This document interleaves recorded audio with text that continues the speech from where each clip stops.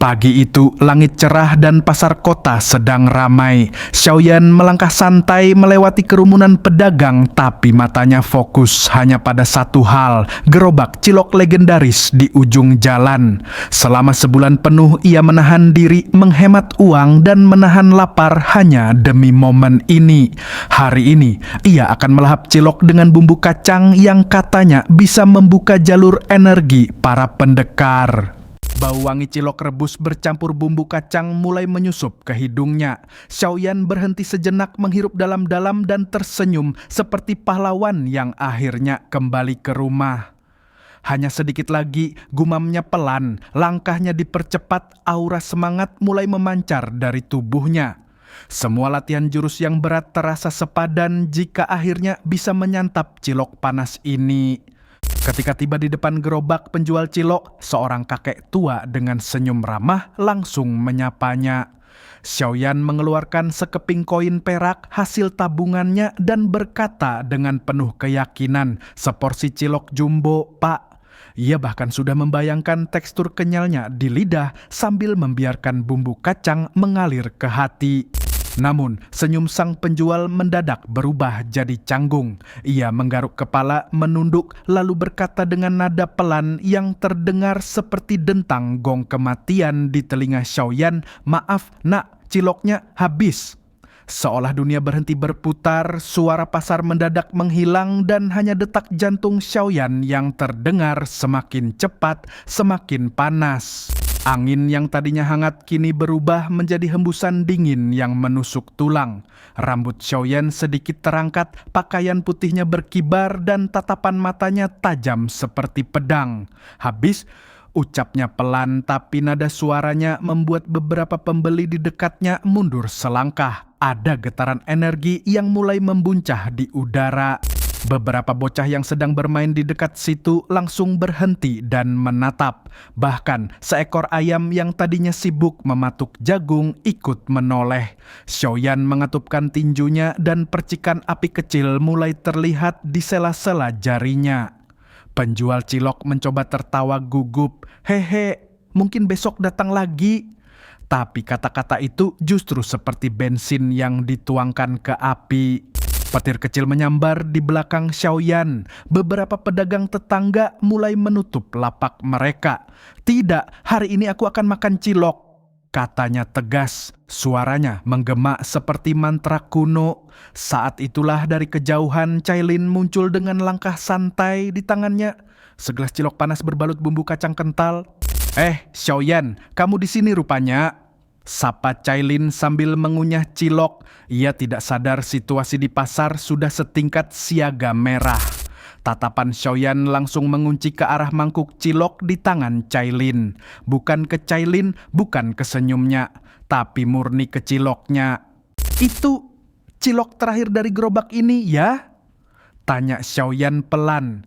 Cailin mengangguk polos lalu menusuk satu cilok lagi dengan tusuk bambu.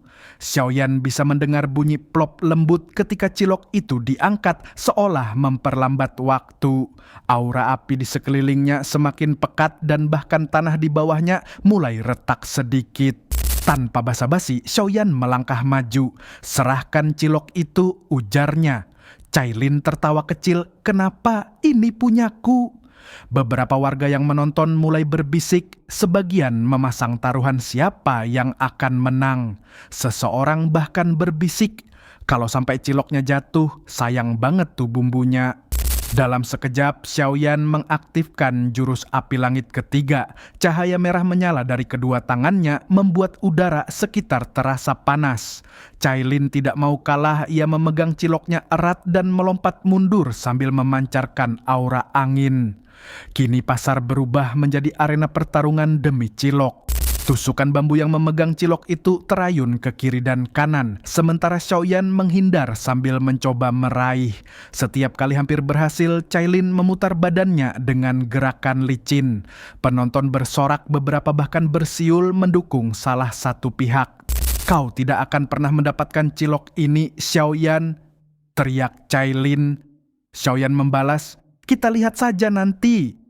Mereka saling serang dengan jurus menimbulkan percikan api dan hembusan angin kencang yang membuat stand sayur di dekatnya roboh. Seekor kucing pasar melompat menghindari serangan sementara tukang sate di ujung jalan sibuk mengamankan dagangannya. Bau cilok bercampur dengan aroma asap sate membuat perut beberapa penonton keroncongan. Namun fokus utama tetap pada duel sengit di tengah pasar itu. Xiaoyan akhirnya berhasil memojokkan Cailin ke sudut gerobak. "Sudah habis waktumu," teriaknya. Namun, dengan refleks cepat, Cailin melempar cilok itu ke udara. Semua orang menatap bola cilok yang melayang lambat seperti bulan putih kecil di langit biru. Xiaoyan melompat tinggi siap menangkapnya, tapi di detik terakhir seekor burung gagak melintas dan hap, cilok itu masuk ke paruhnya. Semua orang terdiam termasuk Xiaoyan dan Cailin. Burung itu terbang menjauh meninggalkan keheningan yang menusuk hati.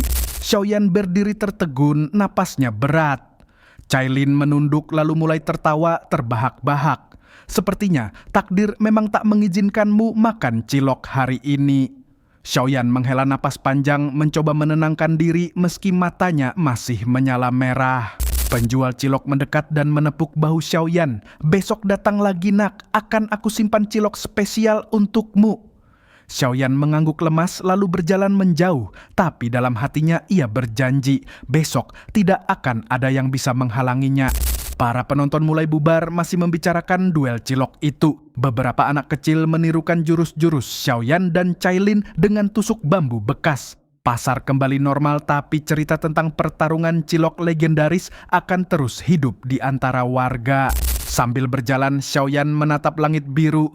"Besok, cilok itu akan menjadi milikku." Di kejauhan terdengar suara burung gagak mematuk sesuatu. Xiaoyan mengepalkan tangan, tersenyum tipis, dan melangkah lebih cepat. Perburuan cilok belum berakhir.